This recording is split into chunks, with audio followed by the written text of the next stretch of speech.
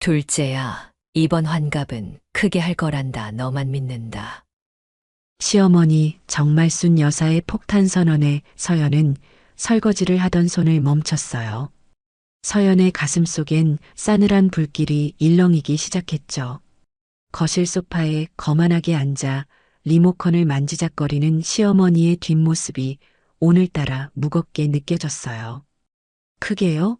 어머님, 어느 정도로 크게 하시려고요? 동네 사람들 싹 다 불러야지. 이 시골 바닥에서 내 체면이 있지 않니? 대충 넘길 생각은 마라. 시어머니는 텔레비전에 눈을 고정한 채 아주 당연하다는 듯이 내뱉었어요. 서연은 젖은 손을 앞치마에 대충 닦으며 거실로 다가와 조심스럽게 물었죠. 그러니까 대략 몇 분 정도 오실 거라고 예상하시는 거예요? 글쎄다. 앞집 만드기네부터 저기 밑에 동네 경로당 식구들까지 합치면 한 60명, 70명은 좋게 되겠지? 네, 70명이요? 서연의 목소리가 자신도 모르게 높아졌어요. 70명이라니요.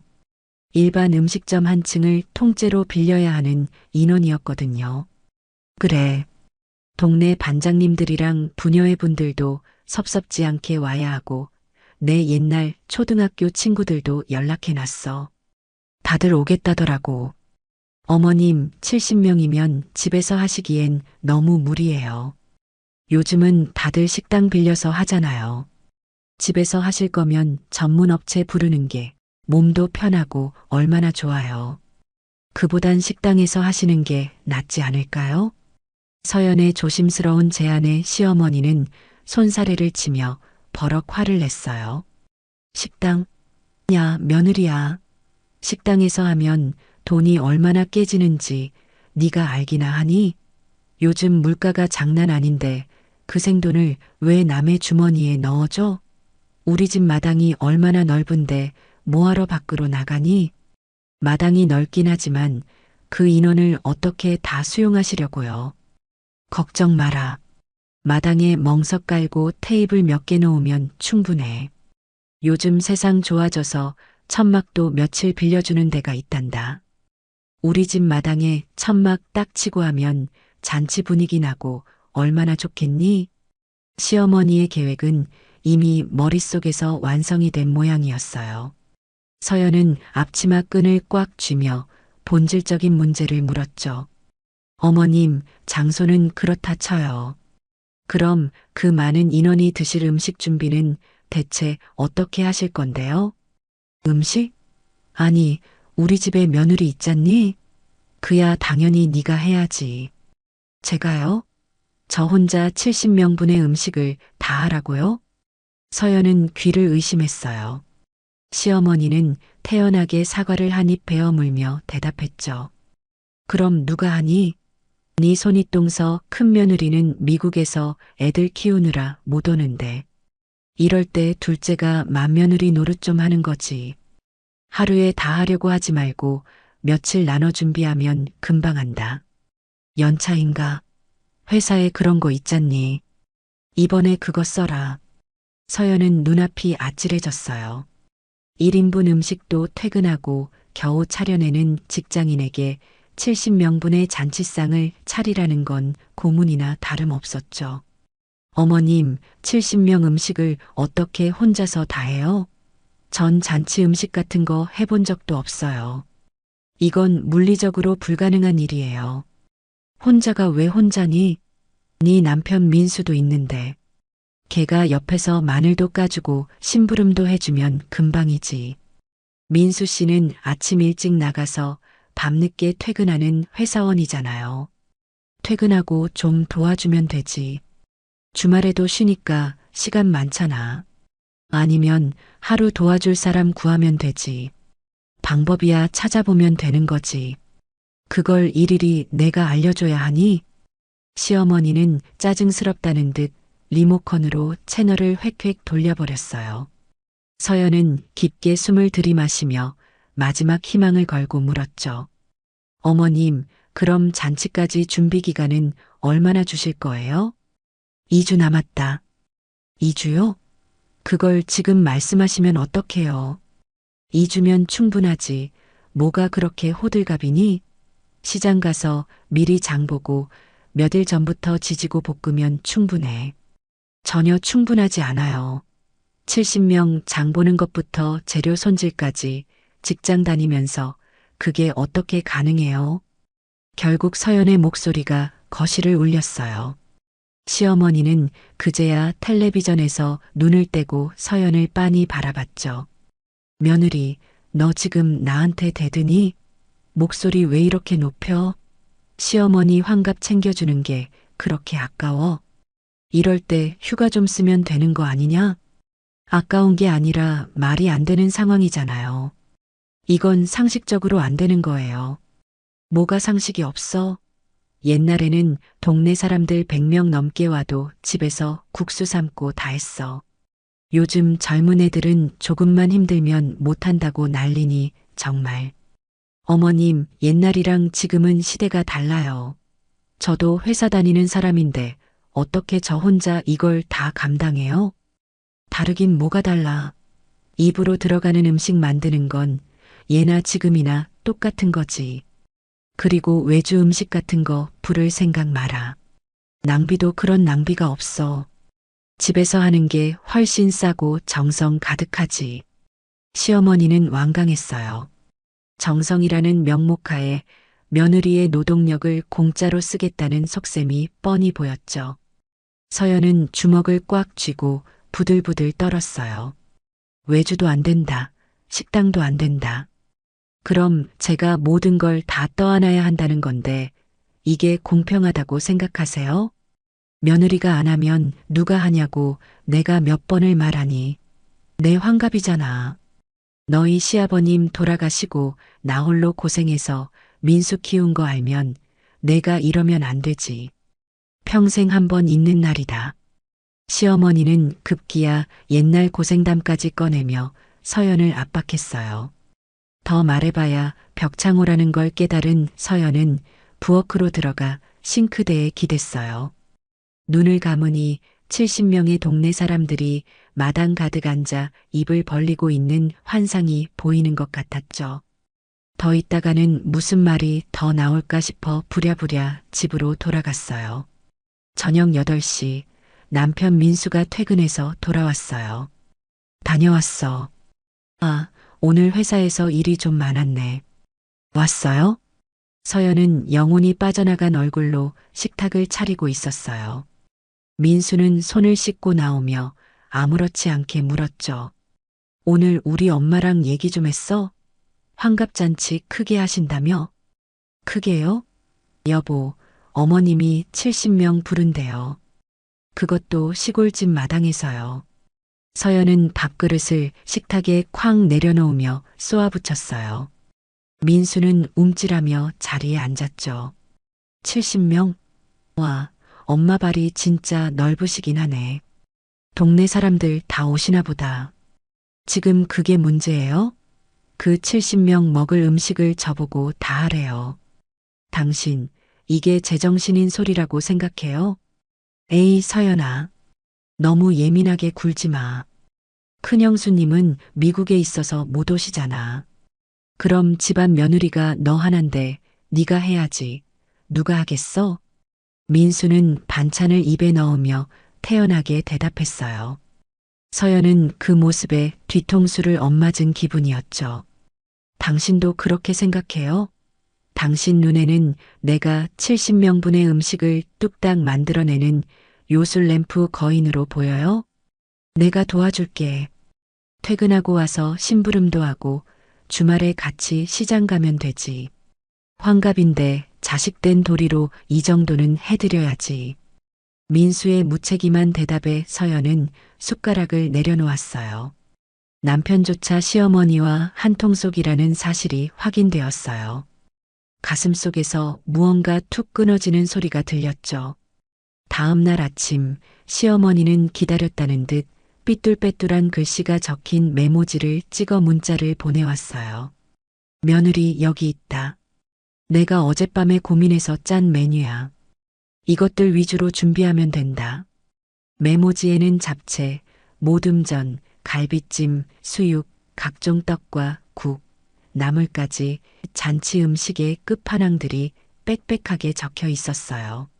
이걸 70명분이나 준비하라고요? 70명 넘을 수도 있으니까 고기도 넉넉히 끊고 잡채도 한 다라이는 해야지. 음식 모자라서 동네 사람들 입에 오르내리면 내 체면이 뭐가 되겠니? 제대로 하려면 사람을 써야 해요. 이건 정말 말도 안 돼요. 말이 왜 안 돼? 내 환갑인데 며느리가 이 정도 정성도 못 보여줘? 그리고 장도 네가 봐 와야 한다.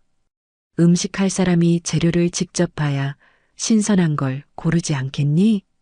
남편에게 같이 장을 보러 가자고 애원했어요.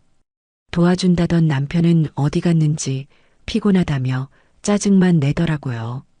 여보, 70명분 장을 나 혼자 어떻게 봐. 짐이 얼마나 많을 텐데.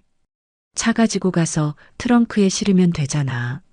정 힘들면 택배를 시키든가. 나 이번 주 토요일에 친구들이랑 낚시 가기로 했단 말이야. 서연은 더 이상 아무 말도 하지 않았어요. 분노를 넘어선 무력감이 온몸을 휘감았죠. 그날 밤 침대에 누운 서연은 어둠 속에서 시어머니가 준 메뉴판을 떠올렸어요. 잡채, 전, 갈비찜. 손가락을 하나씩 꼽을 때마다 심장이 조여오는 것 같았어요. 시골집 넓은 마당은 이제 축복의 장소가 아니라 서연을 짓누르는 감옥처럼 느껴졌죠. 부탁도 아니고 의논도 아닌 일방적인 노예 선고와 다름없는 시어머니 환갑잔치. 서연의 의사와는 상관없이 잔혹한 잔치의 막은 이미 올라가고 있었어요. 토요일 새벽 5시 창밖은 아직 칠흑 같은 어둠이 깔려 있었어요. 시골집의 닭들이 울기도 전인 이른 시각, 서연은 날카로운 알람 소리에 무거운 눈꺼풀을 들어 올렸죠.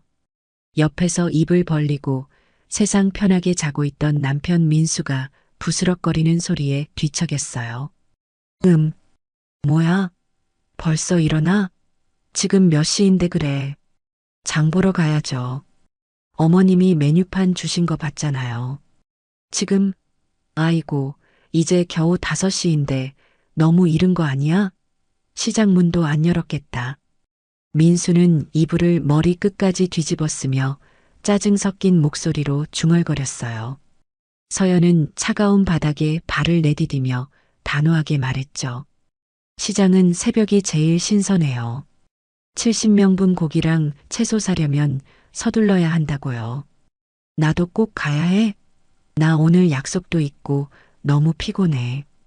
당신 언제는 같이 가준다고 호언장담했잖아요. 나 혼자 그 짐을 다 어떻게 실으라고 그래요? 아, 그래도 5시는 선을 넘었지. 그럼 1~2시간만 더 자고 가면 안 될까? 민수는 이불 속으로 파고들며 아예 등을 돌려버렸어요. 서연은 옷을 챙겨 입으며 싸늘한 눈빛으로 남편의 뒤통수를 쏘아봤죠. 됐어요. 그냥 쉬세요. 나 혼자 다녀올 테니까. 미안해, 여보. 나 진짜 눈이 안 떠져서 그래. 나중에 올 때 전화해. 마중 나갈게. 서연은 대답 없이 방문을 닫고 나왔어요. 결국 혼자라는 생각에 입술을 꽉 깨물었어요. 잡채 재료, 전 부칠 것들, 갈비찜용 고기, 수육용 돼지고기, 떡, 국거리, 나물. 마치 주문을 외우듯 중얼거리며 차에 올랐어요. 1시간을 달려 도착한 전통시장은 이미 삶의 활기로 들끓고 있었죠. 상인들의 우렁찬 호객 소리가 서연의 귓가를 사정없이 때렸어요. 새벽 공기가 제일 좋은 거야. 새댁, 싱싱한 거 들어왔어. 이리 와봐. 서연은 메모지를 꺼내 하나씩 확인하며 인파를 헤치고 걸어갔어요. 첫 번째로 멈춰선 곳은 채소 가게였죠. 산더미처럼 쌓인 당근과 양파 앞에 선이 한숨부터 나왔어요. 아줌마, 당근 이거 1kg에 얼마예요? 5,000원. 오늘 갓 뽑아온 거야. 얼마나 줄까? 많이 주세요. 70인분 잔치 음식 할 거거든요. 70인분? 아이고, 집에서 큰일 치르나 보네. 그럼 당근 10kg는 가져가야지. 넉넉히 해서 2만 원에 줄게. 어때? 좋아요. 주세요. 양파도 10kg짜리 한 망 주시고요. 장바구니가 금세 묵직해졌어요. 팔을 타고 전해지는 무게감에 미간이 찌푸려졌죠. 계산을 마치고 다음으로 향한 곳은 정육점이었어요. 붉은 조명 아래 걸린 고기들을 보니 가슴이 두근거렸죠. 사장님, 갈비찜용 소갈비 좋은 걸로 있을까요? 70명 정도 먹을 건데. 70명? 어이구, 큰 잔치네. 그럼 뼈 무게 생각해서 최소 15kg는 있어야 해. 잠깐만 계산기 좀 두드려보자. 사장은 능숙한 솜씨로 계산기를 두드리기 시작했어요. 국산 한우로 하면 1kg에 5만 원이니까. 75만 원이네. 75만 원이요? 고기 한 종류에 그렇게나 많이 들어요? 서연은 심장이 덜컥 내려앉는 기분이었어요. 예상치를 훌쩍 뛰어넘는 금액이었죠. 요즘 소고기 값이 금값이야. 부담스러우면 수입산으로 해줄까? 수입산도 좋아. 수입은 3만 5천 원이니까 52만 5천 원 나오네. 52만 원. 고기 딱 한 종류를 샀을 뿐인데 벌써 앞자리가 바뀌었죠. 이게 끝이 아니었어요.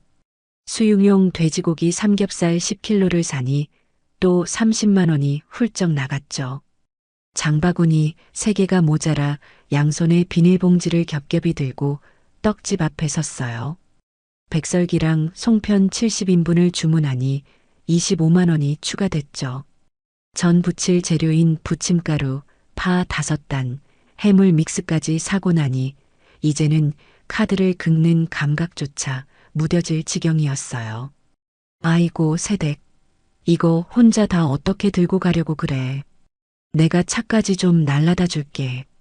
상인의 호의에 겨우 짐을 차로 옮겼어요.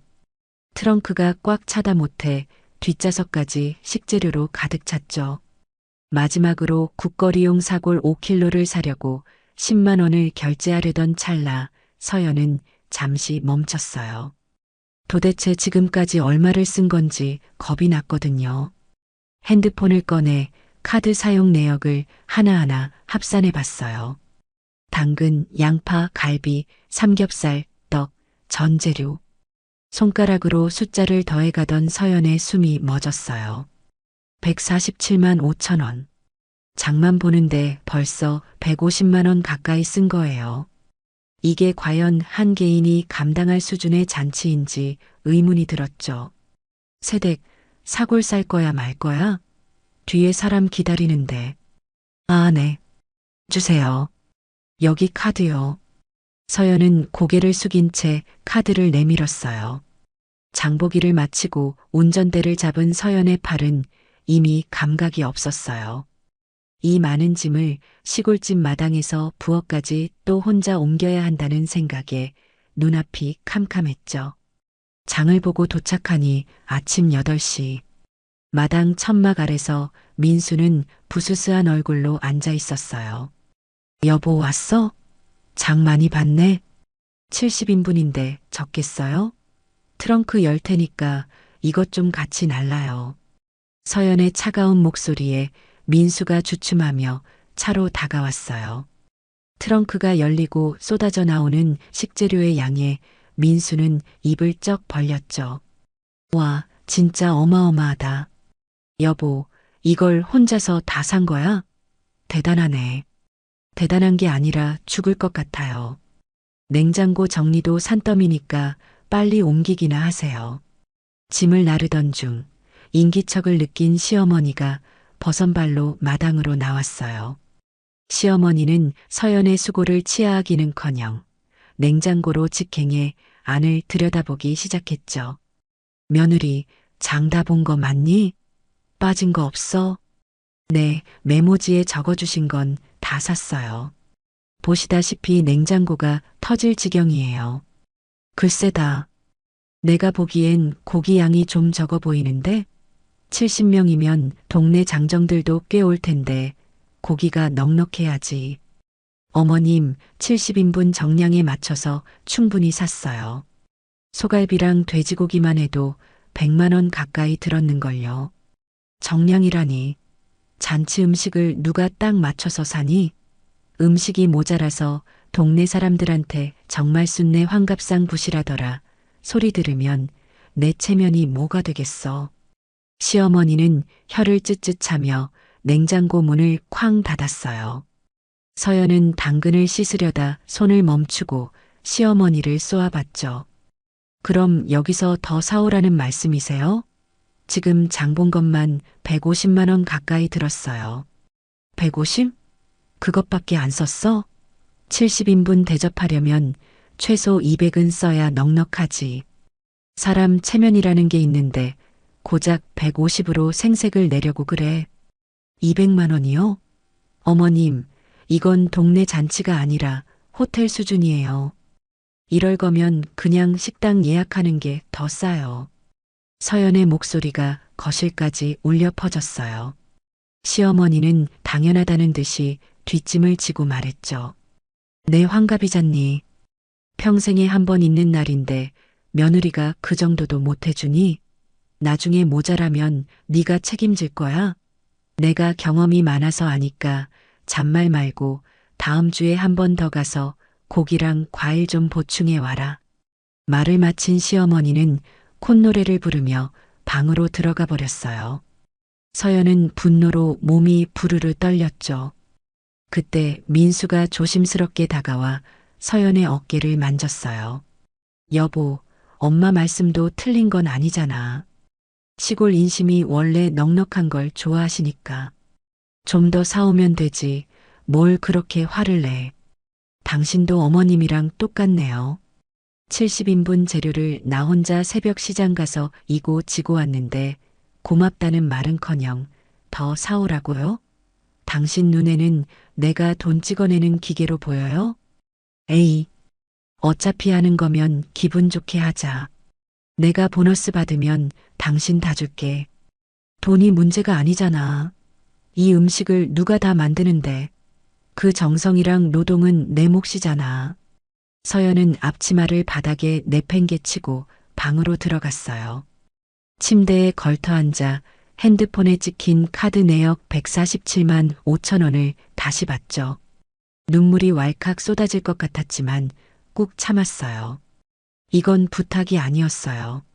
메뉴는 통보됐고 수량은 체면이라는 이름으로 무한정 늘어났으며 그 과정에서 서연의 고단함은 철저히 무시당했어요. 환갑잔치는 아직 시작도 안 했는데 서연의 마음은 이미 시커멓게 타들어가고 있었어요.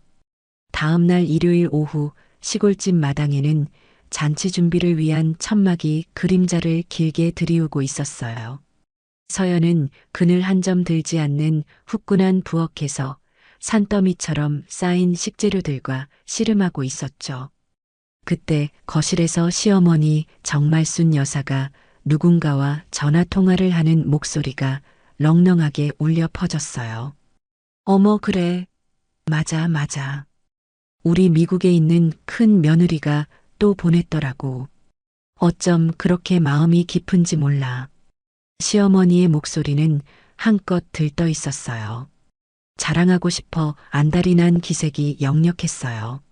서연은 팔을 다듬던 손을 멈추고 자기도 모르게 귀를 기울였죠. 이번 달에만 자그마치 200만 원이야. 환율 좋을 때 보내야 내가 조금이라도 더 이득 본다고 때 맞춰서 딱 보냈지 뭐야. 달러로는 1,500불이라나? 시어머니는 마치 복권이라도 당첨된 사람처럼 신이 나서 떠들어댔어요. 200만 원이라는 숫자가 가슴에 날카롭게 박혔죠. 그렇고 말고. 큰 며느리는 정말 현실적이라니까. 입으로만 효도하는 게 아니라 이렇게 돈으로 딱 보여주니까 제일 확실하잖아. 역시 미국물 먹은 애라 그런지 효도하는 법도 남달라. 효녀지, 정말 효녀야. 서연은 싱크대를 꽉 붙잡고 깊은 한숨을 내뱉었어요. 잠시 후 통화를 마친 시어머니가 콧노래를 흥얼거리며 부엌으로 들어왔어요.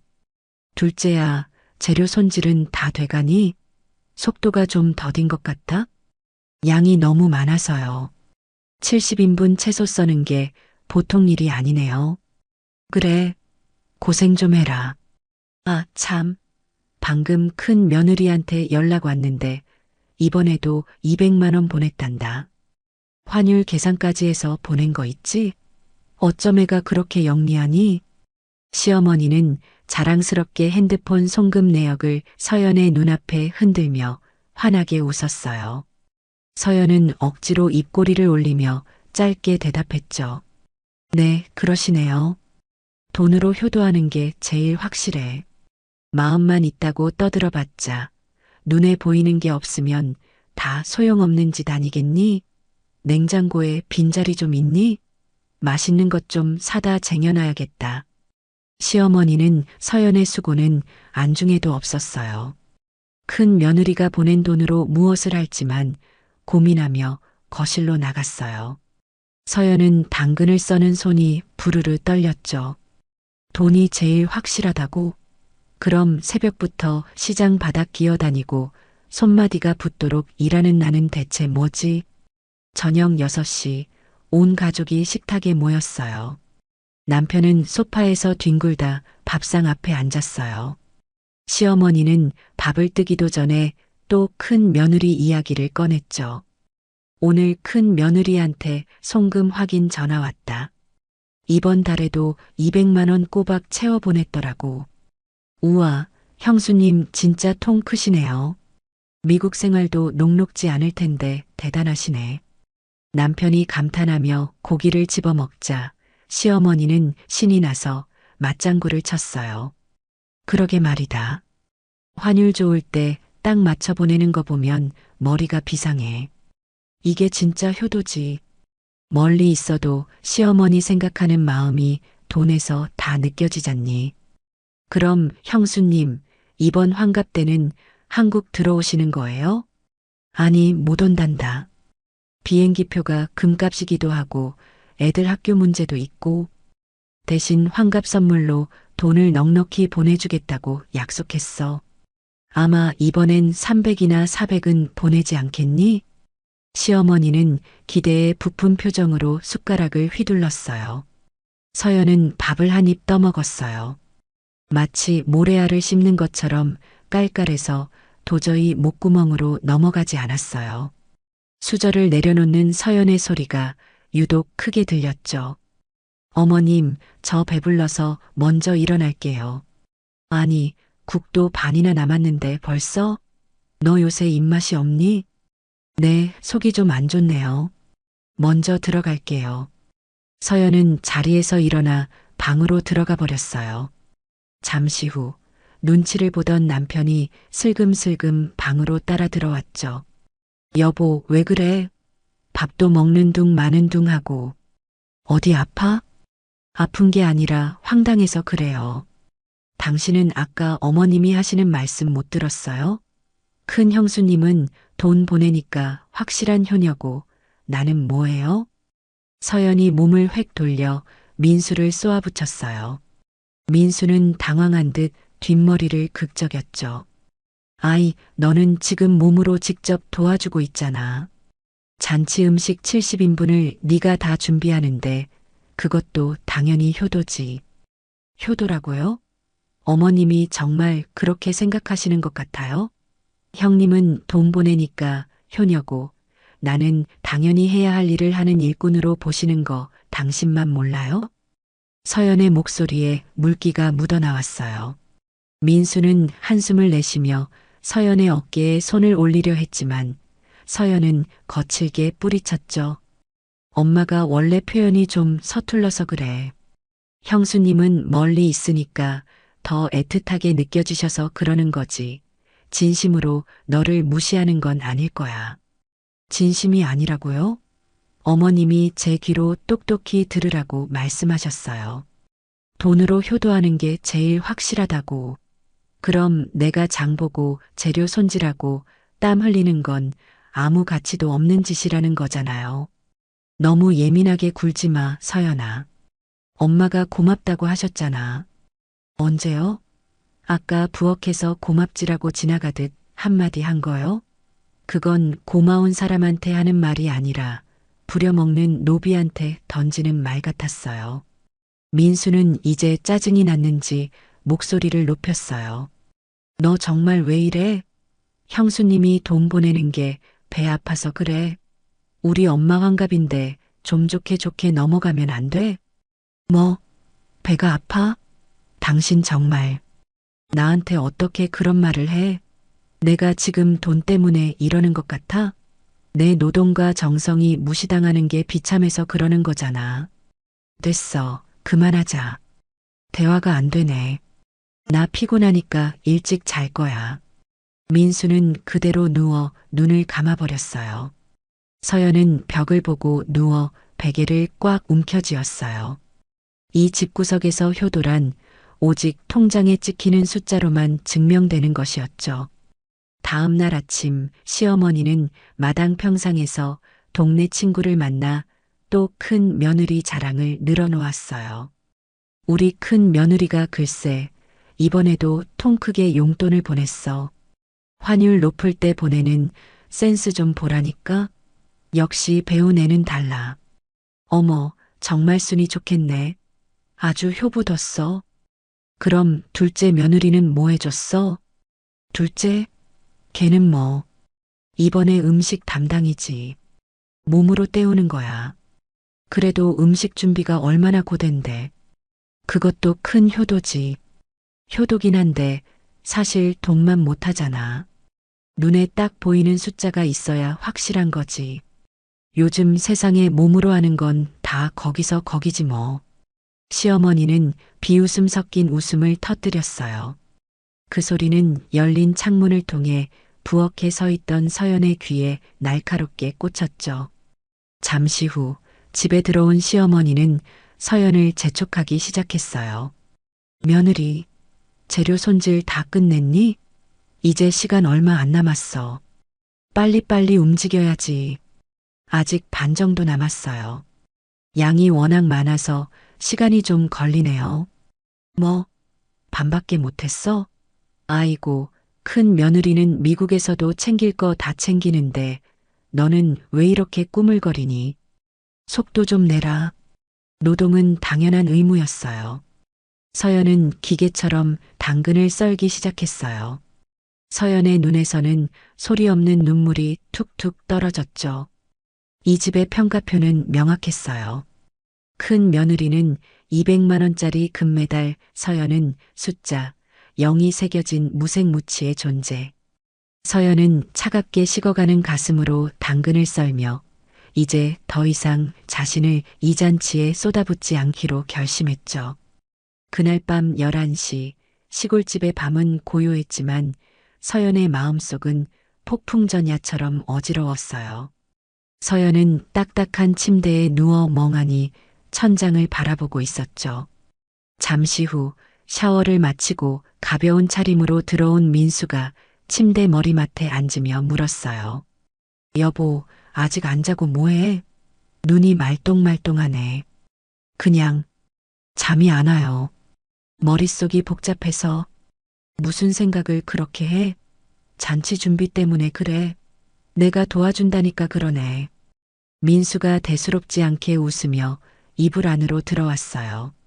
서연은 몸을 돌려 민수를 똑바로 쳐다보며 갈라진 목소리로 입을 열었죠. 여보, 나 진짜 힘들어요. 이 환갑 준비 말이에요. 70명분의 음식을 나 혼자 다 감당하는 거, 이거 정말 한계예요. 아니, 왜 또 혼자라고 그래? 내가 옆에서 도와주고 있잖아.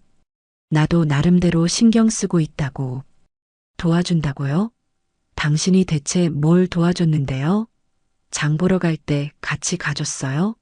새벽 5시에 나 혼자 그 무거운 짐들 싣고 올 때 당신은 코 골며 자고 있었잖아요.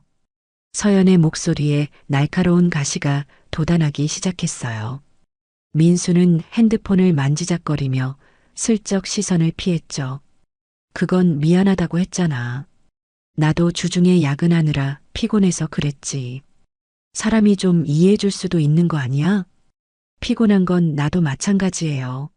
나도 똑같이 회사 다니고 주말에 부엌대기처럼 채소 다듬고 있는데 당신은 이해라는 말을 그렇게 쉽게 해요? 아, 진짜. 왜 자꾸 소리를 지르고 그래? 알았어. 미안해. 진정 좀 하라고. 진정이요? 당신은 지금 상황이 이해가 안 돼요? 시어머니 환갑이라고 며느리 한 명을 이렇게 갈아넣는 게 정상이라고 생각하냐고요. 민수는 귀찮다는 듯 핸드폰을 내려놓고 침대에서 일어나 앉았어요. 그럼 어떡하라는 거야? 엄마 환갑인데 자식이 모른 척해? 큰 형수님은 미국에 있어서 못 오시는데 그럼 집안 며느리인 네가 준비하는 게 당연한 거 아니야? 당연하다고요? 그 당연하다는 말이 참 무섭네요. 큰 형수님은 돈만 보내면 끝이고 나는 몸으로 일하는 게 당연한 거예요? 이게 공평하다고 생각해요? 서연은 울컥 차오르는 눈물을 참으며 민수를 몰아붙였어요. 하지만 민수의 입에서 나온 대답은 서연의 심장에 비수를 꽂았죠. 솔직히 말해서 공평하지. 큰 집은 돈을 많이 주잖아. 이번에도 200만 원이나 보냈다며? 그 정도 돈이면 사람 부려도 되는 돈이야. 서연은 순간 숨이 멎는 것 같았어요. 자신의 남편 입에서 그런 말이 나올 줄은 꿈에도 몰랐거든요. 뭐라고요? 돈을 많이 주니까 나는 몸으로 때워도 된다는 거예요? 그럼 내가 쏟아붓는 시간과 정성, 내 노동력은 돈으로 환산하면 얼마짜리인데요? 그것도 다 효도지. 하지만 눈에 보이는 건 돈이 확실하긴 하잖아.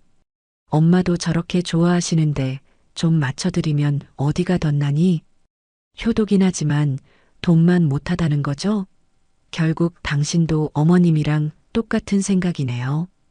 돈 주면 효녀고 몸으로 일하는 건 당연한 며느리 도리고. 여보, 너무 따지지 좀 마. 큰 집은 돈 주고 너는 준비하고. 각자 처지에 맞게 역할 나눈 건데 뭘 그렇게 억울해해?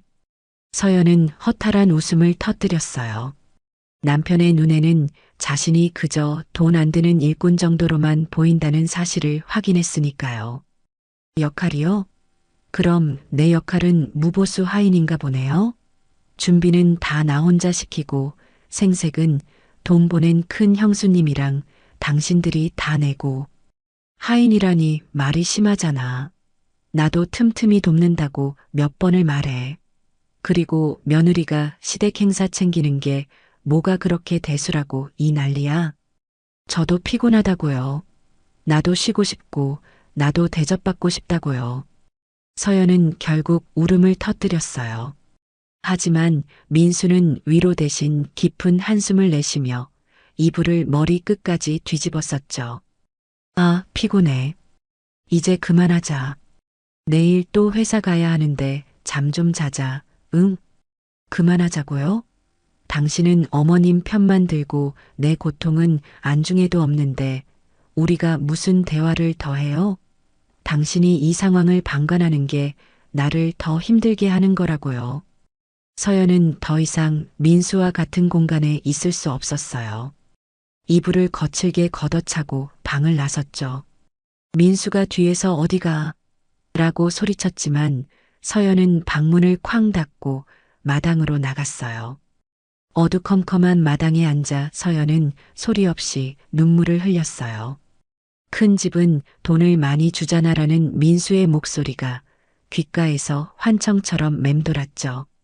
남편은 방패가 되어주기는커녕 시어머니와 한통속이 되어 서연을 벼랑 끝으로 밀고 있었어요. 다음 날 아침 6시 서연은 뜬 눈으로 밤을 지새운 채 소파에서 일어났어요. 눈은 퉁퉁 부어 따가웠고 온몸은 매를 맞은 듯 쑤셨죠. 부엌에서 물을 마시고 있는데 방에서 나온 민수가 쭈뼛거리며 다가왔어요. 여보, 거기서 잤어? 침대 놔두고 왜 그래?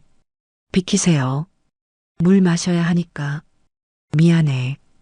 어젯밤에는 내가 잠결에 말이 좀 심했어. 내 진심 아니야. 민수가 서연의 팔을 잡으려 했지만 서연은 차갑게 뿌리쳤어요. 잘못 말한 게 아니라 당신 밑바닥을 본 거죠. 당신은 큰 형수님이 돈 보내니까 좋고 나는 공짜로 부려 먹을 수 있어서 당연하다고 생각하잖아요. 그게 당신 진심이에요. 아니라니까 왜 그래? 나도 당신 힘든 거 다 알아. 알면 이렇게 못해요. 더 이상 아무 말도 하지 마세요. 듣고 싶지 않으니까.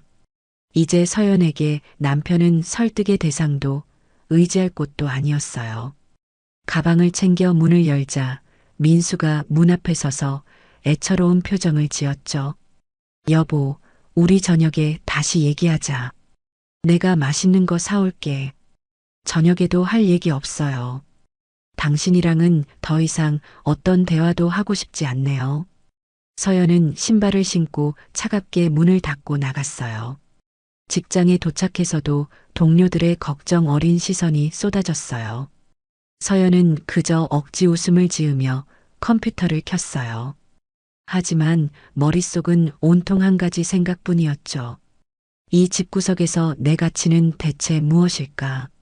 남편조차 돈의 논리에 휘말려 아내의 노동을 당연시하는 상황이었어요. 서연은 이제 혼자만의 싸움을 준비해야 한다는 사실을 뼈저리게 느꼈어요. 더 이상 눈물로 호소할 단계는 지났다는 것을요. 금요일 저녁 8시 서연은 거실 불도 켜지 않은 채 시골집의 어두컴컴한 부엌에 홀로 서 있었어요. 마치 거대한 벽처럼 앞을 가로막고 있는 대용량 냉장고의 문을 열었죠. 시리도록 차가운 냉기가 서연의 얼굴을 덮쳤어요. 냉장고 안은 그야말로 포화 상태였어요.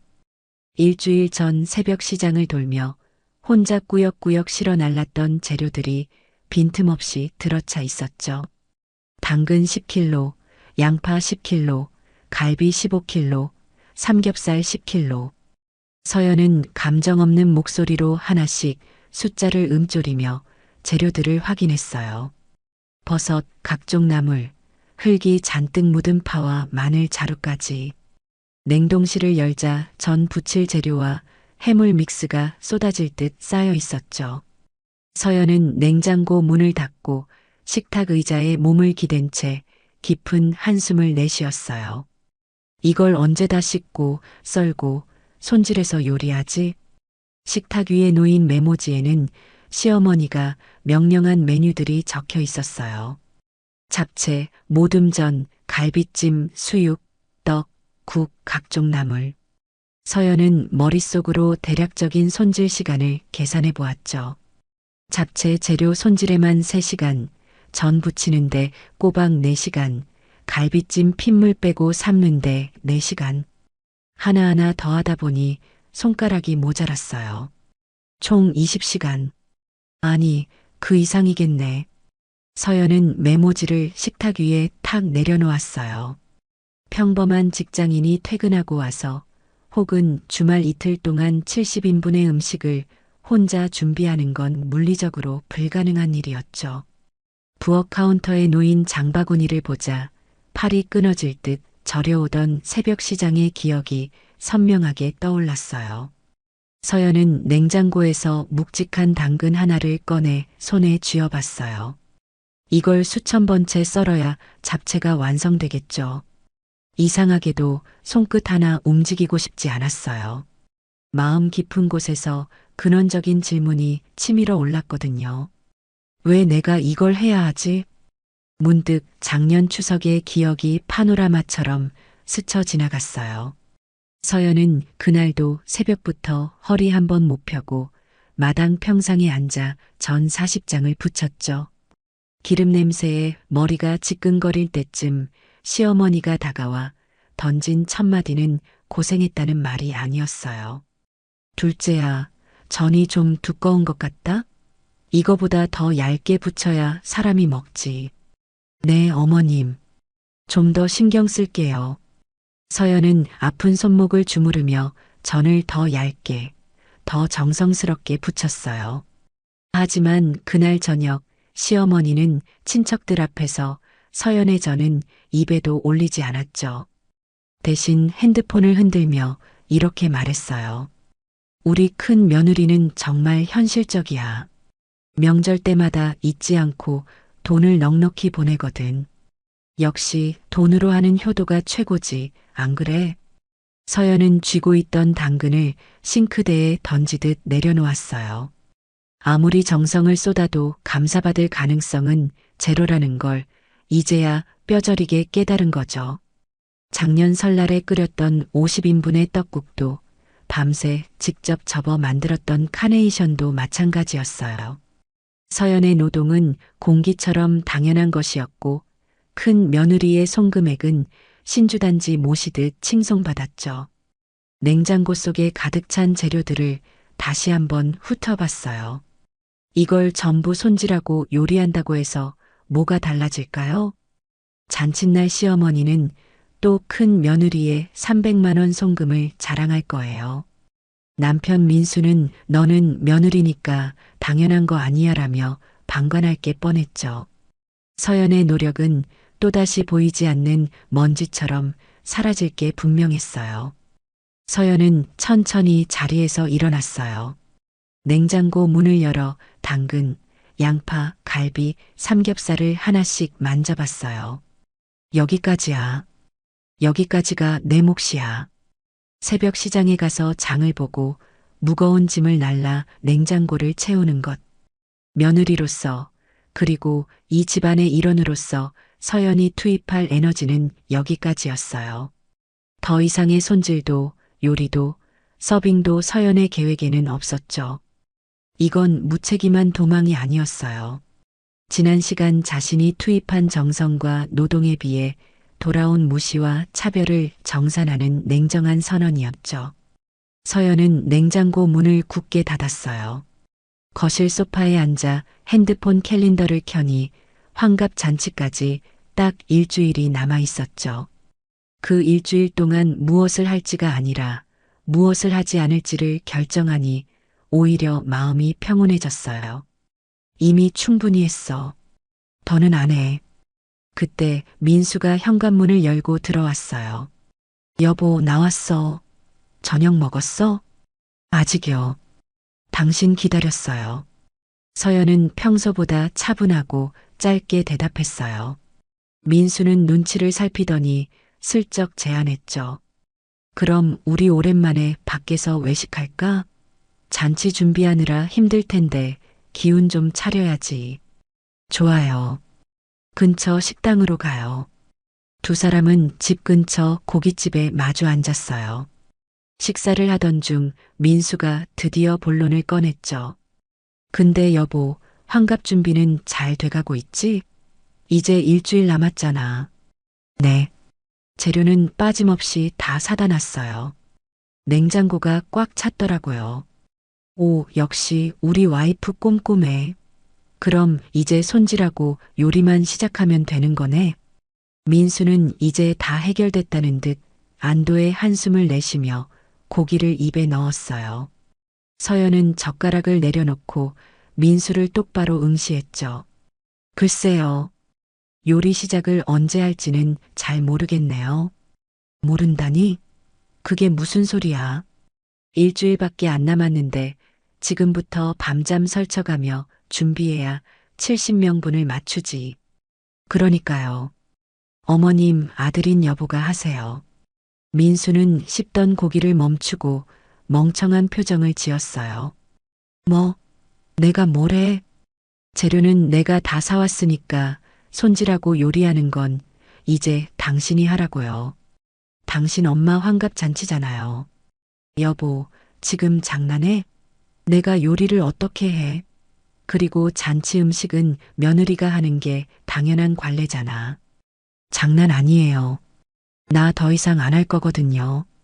장 보고 재료 사는 것까지만 제 몫이에요. 나머지는 당신이랑 어머님이 알아서 하세요. 민수의 얼굴이 순식간에 붉게 달아올랐어요. 목소리가 커지며 주변 사람들의 시선이 쏠렸죠. 당신 진짜 정신 차려. 일주일 남았다고. 동네 사람들 다 부르고 천막까지 쳤는데 이제 와서 안 한다면 어떡해. 그러니까 당신이 빨리 시작하라고요. 모르겠으면 어머님한테 물어서 하든가요. 그건 당신들 문제지 제 문제 아니에요. 서연은 차갑게 말을 내뱉고는 자리에서 일어났어요. 민수가 당황해서 서연의 팔을 잡으려 했지만 서연은 단호하게 뿌리치고 식당을 나왔어요. 집으로 돌아오는 길, 밤바람이 무척이나 시원하게 느껴졌어요.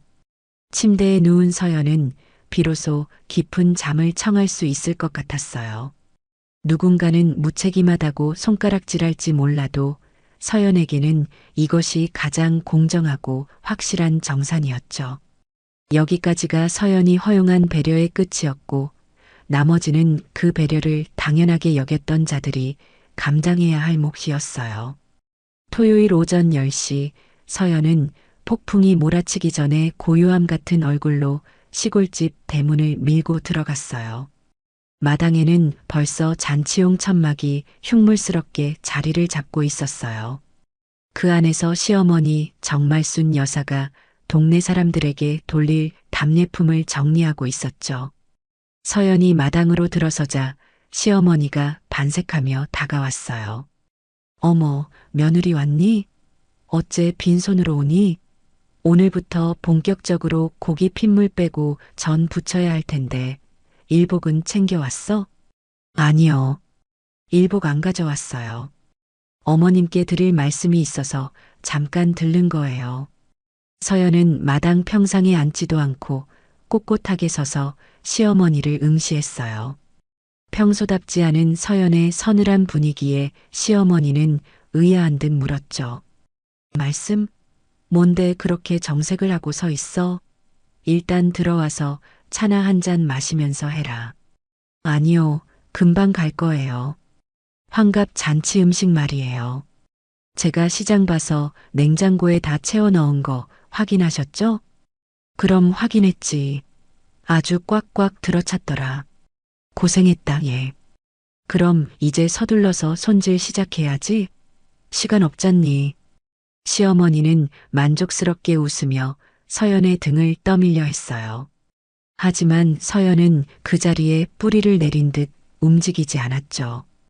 음식은 이제 아들이랑 어머님이 알아서 하세요. 저는 여기까지만 할 거예요. 순간 시어머니의 웃음이 순식간에 사라졌어요. 마치 못 들을 소리라도 들은 것처럼 눈을 크게 떴죠. 뭐, 알아서 하라니? 며느리 너 지금 무슨 소리를 하는 거야? 70명분 음식을 내가 어떻게 혼자 다 해? 그리고 나는 주인공이니까 손님 맞아야지. 얘가 말이 되는 소리를 해야지. 대체 정신이 있는 거야? 그건 어머님이 고민하셔야 할 문제죠. 저는 장복이라는 제 몫의 책임을 다했으니까요. 나머지 손질이랑 요리는 이제 어머님이 직접 하시든 사람을 쓰시든 알아서 하세요. 얘가 진짜 장난치는 것도 아니고 시어머니 환갑인데 며느리가 음식을 안 한다는 게 말이 돼? 동네 사람들이 알면 나를 뭐라고 생각하겠니? 버릇없는 게 아니라 제 선택이에요. 저도 이제 제 인생과 시간을 선택할 권리가 있거든요. 며느리라는 이유로 당연하게 20시간 넘는 노동을 무보수로 제공할 생각, 이제 추호도 없어요. 서연의 목소리는 마당 안을 쩌렁쩌렁하게 울릴 만큼 단단했어요. 시어머니는 기가 막힌 듯 헛웃음을 터뜨리며 소리를 질렀죠. 선택? 권리? 시어머니 환갑에 며느리가 팔을 걷어붙이는 게 세상 이치고 도리야. 큰 집 큰 며느리는 미국에서 돈을 펑펑 보내는데 너는 몸으로라도 효도를 해야 공평한 거 아니냐? 공평요? 어머님 입으로 말씀 잘하셨네요. 형님은 멀리 있다는 핑계로 돈만 보내면 효녀 소리 듣는데 왜 저는 가까이 산다는 이유로 가정부처럼 일만 해야 하죠? 저도 형님처럼 할게요. 돈으로요. 서연은 가방에서 카드 한 장을 꺼내 평상 위에 탁 올려두었어요. 이게 뭐야? 너 지금 나랑 장난하니? 제 카드예요. 이걸로 당장 식당 예약하세요. 70명 수용 가능한 갈비집이나 뷔페 알아보셔서 거기로 사람들 부르세요. 식당비는 제가 낼게요. 그럼 깔끔하잖아요. 식당? 미쳤니? 집에서 마당 깔고 해야 동네 사람들이 정말 순내 며느리가 정성껏 차렸구나 할 거 아냐? 식당에서 하면 그런 체면이 서냐고. 그놈의 체면 때문에 제 손목이 나가고 허리가 휘어야 하나요? 그건 어머님 욕심이죠. 집에서 대접받고 싶으시면 어머님이 직접 하세요. 전 카드 드렸으니 할 도리 다 한 겁니다. 시어머니는 발을 동동 구르며 서연의 앞을 가로막았어요. 얼굴이 험악하게 일그러지며 독설이 쏟아졌죠. 이 독한 것, 돈만 보내면 다인 줄 알아? 큰 며느리는 너랑 근본부터 달라. 걔는 돈을 200, 300씩 보내니까 내가 대접해 주는 거고 너는 그 정도 능력도 없으면서 어디서 감히 큰 며느리 흉내를 내? 서연은 숨이 잠시 멎는 것 같았지만 이내 차갑게 미소 지었어요. 결국 시어머니의 본심이 적나라하게 드러난 순간이었죠. 결국 그거였네요. 어머님한테 효도는 오직 돈이었네요. 큰 형님은 돈을 많이 주니까 귀한 며느리고 저는 적게 주니까 몸으로 때워야 하는 천한 일꾼이었던 거예요. 그쵸? 내가 언제 그렇게까지 말했어. 방금 하셨잖아요. 이제 확실히 알았어요. 이 집에서 며느리의 가치는 통장에 찍히는 숫자로만 결정된다는 거요. 그럼 더더욱 제가 직접 요리할 이유가 없네요. 저도 숫자만큼만 할게요. 서연은 미련 없이 가방을 챙겨 들었어요. 시어머니가 서연의 팔을 거칠게 잡으려 했어요. 서연은 서슬 퍼런 눈빛으로 손을 쳐냈죠. 손 떼세요. 더 이상 좋게 말씀 못 드려요. 냉장고에 있는 재료값만 147만 원이에요. 제 생돈 150만 원 들여서 장 받아 드렸으면 며느리로서 할 수 있는 최고의 성의는 다 보인 겁니다. 147만 원? 재료만 그렇게 많이 들었어? 소고기부터 돼지고기, 떡까지 최고급으로 사다 놨으니까 그거 아까우시면 지금부터라도 직접 요리하세요. 아니면 다 썩혀서 버리시든가요. 전 이제 갑니다. 서연은 뒤도 돌아보지 않고 대문을 향해 걸어갔어요. 드리고 오려고 했던 카드도 다시 챙겨서요. 등 뒤에서 시어머니가 소리쳤어요. 아, 서연아, 너 당장 안 돌아와? 너 이러고도 무사할 줄 알아. 차에 올라타자마자 핸드폰이 미친 듯이 울려댔어요. 남편 민수에게서 온 부재중 전화가 벌써 10통이 넘어 있었어요. 문자 메시지도 가관이었죠. 여보, 지금 엄마한테 전화 왔는데 너 뭐 하는 짓이야? 환갑 음식 안 한다는 게 무슨 소리야? 당장 다시 가서 사과드려. 서연은 쉼호흡을 크게 한 번 하고 답장을 보냈어요. 음식 안 해요. 재료 다 사다 놨으니 당신이 가서 하든 어머님이 하시든 알아서 하세요. 난 이제 내 할 일 끝냈어요. 문자를 보내자마자 민수에게서 전화가 걸려왔어요. 서연은 망설임 없이 전화를 받아 차갑게 말했죠. 여보, 지금 무슨 짓이야? 엄마 울고불고 난리 나셨잖아. 동네 사람들 다 초대했는데 이제 와서 배째라면 어떡해. 짓이 아니라 정당한 거절이에요. 당신이 그랬죠? 각자 처지에 맞게 역할 나눈 거라고. 내 역할은 장보기까지예요. 요리는 당신들의 역할이니까 알아서 하세요. 우리가 요리를 어떻게 해? 나 그런 거 할 줄 모르는 거 알잖아. 모르겠으면 지금부터 배우세요. 일주일이나 남았는데 충분하겠네요. 아니면 어머님이 그렇게 좋아하시는 큰 형님한테 전화해서 요리 비법이라도 물어보든가요. 전 끊을게요. 서연은 전화를 끊고 핸드폰을 조수석으로 던져버렸어요. 시동을 걸고 마을길을 빠져나가는 서연의 입가에는 처음으로 홀가분한 미소가 번졌어요. 싸움도 눈물도 필요 없었어요. 그저 자신의 책임을 명확히 선 긋고 내려놓았을 뿐이었어요. 지옥 같던 판이 순식간에 뒤집혔죠. 이제 남은 일주일 동안 지옥을 맛볼 사람은 서연이 아니었죠. 아내의 노동을 당연하게 여겼던 남편과 돈의 논리로 며느리를 차별했던 시어머니였어요. 서연은 탁 트인 도로를 달리며 비로소 자신의 진짜 잔치를 시작할 준비가 되었어요. 시댁 마당에 그 칙칙한 천막을 뒤로하고 집에 도착한 서연은 소파에 깊숙이 몸을 묻었어요. 가슴을 짓누르던 돌덩이가 사라진 자리에는 기분 좋은 해방감이 차올랐죠. 서연은 핸드폰을 꺼내 가장 먼저 친정 엄마에게 전화를 걸었어요. 여보세요? 엄마 나야. 어머, 우리 딸. 웬일이니 이 시간에? 목소리가 왜 이렇게 들떠 있어? 무슨 좋은 일이라도 있니? 아니, 그냥 엄마 목소리 듣고 싶어서 전화했지. 아빠는 뭐 하셔? 아빠? 거실에서 만복의 숫자 채운다고 제자리 걸음하고 계시지 뭐. 근데 딸, 너 요새 시어머니 환갑 준비하느라 바쁘다며? 몸은 괜찮은 거니? 엄마의 걱정 어린 목소리에 서연은 눈시울이 붉어졌어요. 남의 집 잔치를 위해 자신의 딸이 얼마나 고생할지 가장 먼저 걱정해 주는 건 역시 엄마뿐이었죠. 엄마, 나 이번에 시댁 잔치 음식 안 하기로 했어. 어머님이 70명분을 나 혼자 집 마당에서 다 차리라고 하셔서 그냥 못하겠다고 말씀드리고 나왔어. 뭐? 70명분을 혼자서? 아이고 세상에. 잘했다, 잘했어. 당연히 안 해야지. 우리 딸 골병 드는 꼴을 내가 어떻게 보니. 정말 잘했다, 우리 딸. 엄마의 지지 섞인 목소리에 서연의 얼굴에 환한 미소가 번졌어요. 서연은 노트북을 켜며 들뜬 목소리로 말을 이었죠. 그래서 말인데, 엄마, 우리 이번에 다 같이 여행 가자. 엄마가 노래를 부르던 하와이 어때? 하와이? 아니, 그 비싼 데를 갑자기 어떻게 가?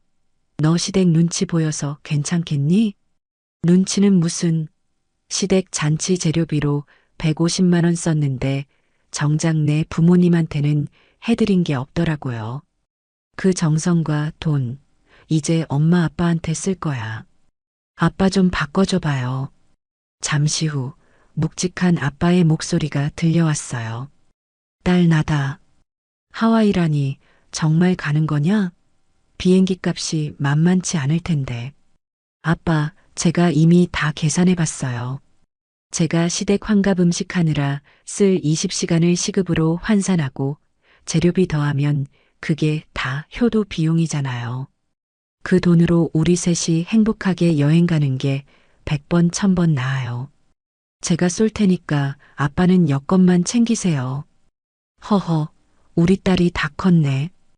고맙다, 정말 고맙구나. 전화를 끄는 서연의 손가락은 거침없이 움직였어요. 인천에서 호놀룰루로 가는 왕복 항공권 3장을 선택했죠. 날짜는 바로 시어머니의 환갑 잔치가 열리는 그 주말을 포함한 일정이었어요. 항공권 250만 원, 와이키키 해변 앞 호텔 4박에 200만 원, 총 450만 원 결제 완료. 클릭 한 번에 거액이 결제됐지만 아깝다는 생각은 단 1초도 들지 않았어요.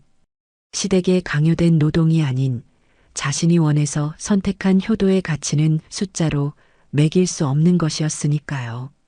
저녁 8시 남편 민수가 얼굴이 불그락푸르락해진 채 집으로 들어왔어요.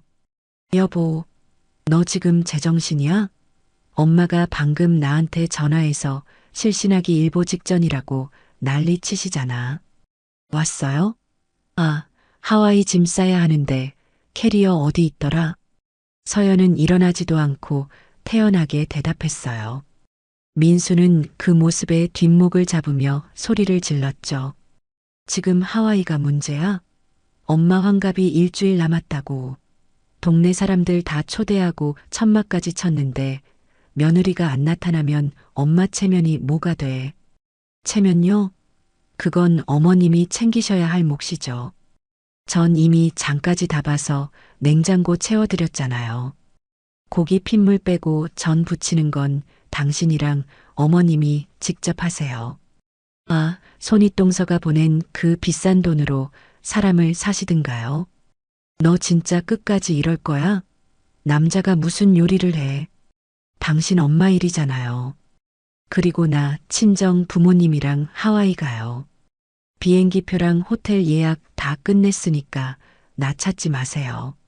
민수는 귀를 의심하는 듯 눈을 크게 떴어요. 뭐? 하와이? 이 시국에 네 부모님만 모시고 하와이를 간다고? 엄마 환갑날에? 시댁 잔치에 쏟을 정성. 이제 우리 부모님한테 쏟기로 했거든요. 350만 원 긁었어요. 큰 형님이 돈으로 효도하듯 저도 제 부모님께 돈이랑 시간으로 효도하는 거예요. 공평하죠? 공평? 아, 엄마 환갑은 평생 한 번이야. 어떻게 이럴 수가 있어. 우리 부모님 하와이 여행도 평생 한 번이에요. 당신은 당신 엄마 챙기세요. 난 내 부모 챙길 테니까. 각자 역할 분담 확실하죠? 서연은 옷장에서 수영복과 선글라스를 꺼내 침대 위에 펼쳐 놓았어요. 민수는 할 말을 잃은 듯 입만 벙긋거리며 서연을 쳐다봤죠. 여보, 제발. 이러지 말고 다시 생각해봐. 내가 빌게. 응? 음식만 좀 해줘. 빌지 마세요. 이미 늦었으니까. 당신이 시어머니 편들면서 큰 집은 돈 많이 주니까 당연하다고 했을 때 우리 사이의 배려는 끝난 거예요. 난 이제 참는 며느리 안 해요. 내가 선택한 효도만 할 거예요. 서연은 환하게 웃으며 화장품을 챙기기 시작했어요. 민수는 허탈한 듯 방바닥에 주저앉아 머리를 감싸쥐었죠. 그때 핸드폰 진동이 울렸어요. 엄마에게서 온 문자였어요. 딸, 고마워. 아빠가 벌써 선글라스 쓰고 거울 보신다. 사랑해, 우리 딸 최고야. 문자를 확인한 서연의 가슴이 따뜻한 온기로 가득 찼어요. 강요에 의해 억지로 쥐어짜내던 가짜 효도가 아니라 진심에서 우러나온 선택이 주는 행복이었죠. 시댁의 잔치가 파국으로 치닫든 말든 서연의 세상은 이미 하와이의 푸른 바다처럼 투명하고 아름답게 빛나고 있었어요. 효도의 방향이 시댁에서 친정으로, 참는 것에서 선택하는 것으로 완전히 뒤바뀐 순간이었죠. 서연은 생애 처음으로 가장 홀가분한 잠자리에 들 준비를 마쳤어요. 토요일 오전 10시 인천공항 출국장은 여행을 떠나는 사람들로 북적였어요. 서연은 양옆에 친정 부모님의 팔짱을 끼고 가벼운 발걸음으로 걸어갔죠. 시댁의 잔칫날이었지만 서연의 마음에는 단 손톱만큼의 가책도 없었어요. 엄마, 아빠, 잊은 물건 없죠? 환전한 거랑 상비약도 다 챙겼어요? 그래, 다 챙겼다. 그런데 딸아, 너 정말 괜찮겠니? 오늘 시어머니 환갑인데 며느리가 이렇게 여행을 가버려도 되는 건지. 엄마가 걱정스러운 듯 서연의 얼굴을 살폈어요. 서연은 엄마의 손을 꼭 잡으며 환하게 웃었죠. 걱정 마세요, 엄마. 제가 할 도리는 다 했으니까요. 냉장고 터지도록 장 받아드렸어요. 오늘은 오직 우리 가족만 생각해요. 그래, 우리 딸 장하다. 평생 남의 집 눈치만 보며 살 줄 알았더니 이렇게 속 시원하게 판을 짤 줄도 알고. 아빠가 서연의 어깨를 토닥였어요. 세 사람은 비행기에 올라탔고 이륙하는 비행기 창밖으로 한국의 풍경이 멀어지는 것을 보며 비로소 해방감을 만끽했죠. 같은 시각 시골집은 그야말로 아수라장이었어요. 마당 천막 아래 덩그러니 놓인 건 텅 빈 테이블 뿐이었어요. 시어머니 정말순 여사는 전화기를 붙잡고 비명을 지르듯 소리를 치고 있었죠. 여보세요? 거기 한정식 집이죠? 오늘 당일인데 70명 예약 가능해요? 제발 좀 부탁드려요. 손님, 오늘 토요일이라 예약이 꽉 찼습니다. 70명은 도저히 자리가 안 나요. 전화가 툭 끊기자 시어머니는 미칠 지경이었어요. 거실 냉장고에는 손질도 안 된 생고기와 채소들이 산더미처럼 쌓여 있었어요. 그걸 요리할 서연은 없었죠. 옆에서 안절부절 못하던 민수가 핸드폰을 두드리며 외쳤어요. 엄마, 여기 읍내에 새로 생긴 대형 식당인데 예약 취소된 자리가 하나 있대요. 70명 가능하대요. 그래. 아이고, 살았다. 메뉴가 뭔데? 얼마래? 단체 한정식 코스인데 1인당 7만 원짜리 VIP 메뉴로 해야 자리를 준대요. 갈비찜이랑 전복, 랍스터까지 나온다는데 어떡해요? 7만 원? 아이고, 70명이면 그게 얼마야. 하지만 방법이 없잖니. 체면이 있지. 동네 사람들 다 불렀는데 죽이라도 쓰겠어? 일단 예약해. 오후 5시 읍내의 번듯한 식당으로 손님들이 모여들기 시작했어요. 시어머니는 짐진 여유로운 척 입구에서 손님들을 맞이했죠. 어머, 정말 순씨. 집에서 한다더니 웬일로 이렇게 비싼 식당에서 해? 아유, 우리 며느리가 나 고생시킨다고 기어코 식당을 예약해주지 뭐야. 요즘 젊은 애들이 좀 유난스럽잖아. 호. 시어머니는 가슴이 쓰렸지만 애써 거짓말을 늘어놓았어요. 그때 동네 반장 할머니가 주변을 두리번거리며 물었죠. 근데 그 효부 며느리는 어디 갔어? 잔칫날인데 코빼기도 안 보이네? 그게 며느리가 갑자기 친정 부모님이 병원에 입원을 하셔서요. 여긴 걱정 말고 가보라고 보냈어요. 시어머니의 말에 손님들이 뒤에서 수군거리기 시작했어요. 친정일? 시어머니 환갑인데 잔칫날에 자리를 비워? 아무래도 고부간에 문제가 있는 거 아니야? 집에서 음식하기 싫어서 식당으로 돌리고 도망간 거겠지. 요즘 며느리들 무섭다니까. 수군거리는 소리에 시어머니의 얼굴은 화끈거렸어요.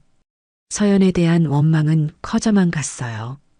음식은 화려하게 나왔지만 시어머니에게는 모래알을 씹는 맛이었죠. 갈비찜 하나를 집어 먹을 때마다 머릿속으로는 계산기가 돌아갔어요. 7만 원 곱하기 70명. 490만 원. 아이고, 내 생돈. 잔치가 끝나고 계산대 앞에 선 시어머니와 민수의 눈이 휘둥그레졌어요. 직원이 내민 영수증에는 입이 떡 벌어지는 숫자가 적혀 있었거든요. 총 520만 원입니다, 손님. 뭐요? 490 아니었어요? 왜 520이나 나와요? 중간에 손님들이 음료수 추가 주문이 꽤 많았습니다. 시어머니는 손을 부들부들 떨며 카드를 내밀었어요. 잔치가 끝나고 돌아오는 차 안에서 시어머니의 통곡 섞인 투덜거림이 시작됐죠. 520만 원. 세상에 밥 한 끼 먹는데 520을 날렸어. 서연이 그것이 집에서 했으면 150이면 충분했을 텐데 370만 원을 길바닥에 버린 거 아니냐? 엄마, 이제 그만 좀 하세요. 서연이가 장본 거 147만 원이었잖아요. 거기다 서연이 인건비 생각하면 식당비가 차라리 싼 걸 수도 있어요. 민수의 말에 시어머니가 버럭 소리를 질렀어요. 인건비는 무슨, 며느리가 시어머니 잔치 음식하는 게 당연한 거지. 그걸 돈으로 계산해? 이래서 내가 큰 며느리가 최고라는 거야. 큰 며느리는 현찰로 200을 딱 꽂아주는데 둘째 저거는 500만 원을 쓰게 만드니. 엄마, 사실 서연이가 그동안 고생 많이 했잖아요. 이번에도 장 다 봐놓고 냉장고 채워준 것만 해도 대단한 거예요.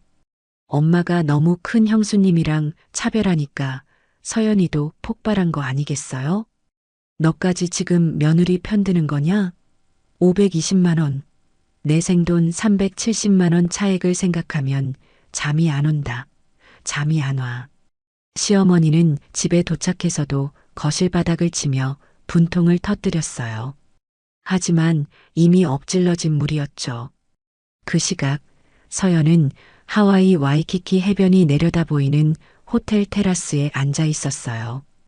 푸른 바다 위로 붉은 노을이 내려앉고 있었고 옆에서는 부모님이 하와이안 셔츠를 입고 아이처럼 즐거워하며 셀카를 찍고 있었죠. 딸, 여기 정말 천국이다. 살다 살다 내가 이런 곳을 다 와보네. 고맙다, 정말 고맙다. 아빠의 행복한 웃음소리에 서연의 가슴이 벅차올랐어요. 그때 핸드폰 진동이 울렸고 민수에게서 문자가 도착했어요. 잔치 끝났어. 식당비 520만 원 나왔다. 엄마 지금 거실에서 실신 직전이야. 넌 지금 좋냐? 서연은 노을이 지는 바다 사진을 찍어 답장을 보냈어요. 우리는 지금 와이키키 노을 보면서 랍스터 먹으러 가요. 520만 원? 어머님이 그동안 제 노동력을 공짜로 쓰신 대가치고는 아주 저렴하네요. 370만 원의 차액. 그게 바로 제 가치라는 거 이제 어머님도 아시겠죠? 답장을 보낸 서연은 미련 없이 핸드폰을 가방 깊숙이 넣었어요. 시어머니는 끝까지 자신이 무엇을 잘못했는지 인정하지 않고 돈 아까운 것만 생각하겠지만 서연은 상관없었어요. 며느리의 노동은 결코 당연한 공짜가 아니며 함부로 대하면 그 대가를 혹독하게 치러야 한다는 사실을 확실히 각인시켜 주었으니까요. 엄마, 아빠, 이제 저녁 먹으러 가요. 오늘은 제가 랍스터 쏠게요. 서연은 부모님의 손을 잡고 밝게 웃으며 호텔을 나섰어요. 억울함과 차별로 얼룩졌던 며느리의 삶을 던져버리고 오직 사랑하는 사람들을 위해 자신의 가치를 사용하는 법을 배운 서연의 진정한 잔치는 이제부터 시작이었어요. 하와이 여행에서 돌아온 다음 날 서연은 거실에 앉아 식어버린 표정으로 민수를 마주했어요. 서연은 담담하지만 단호한 목소리로 마지막 선언을 던졌죠. 여보, 이제 우리 효도는 각자 하기로 해요. 앞으로 명절이나 집안 행사 때 저는 우리 집 가고 당신은 당신 집 가세요. 각자 부모님께 최선을 다하는 게 가장 공평하잖아요. 민수는 당황하며 붙잡으려 했지만 서연의 눈빛엔 흔들림이 없었어요.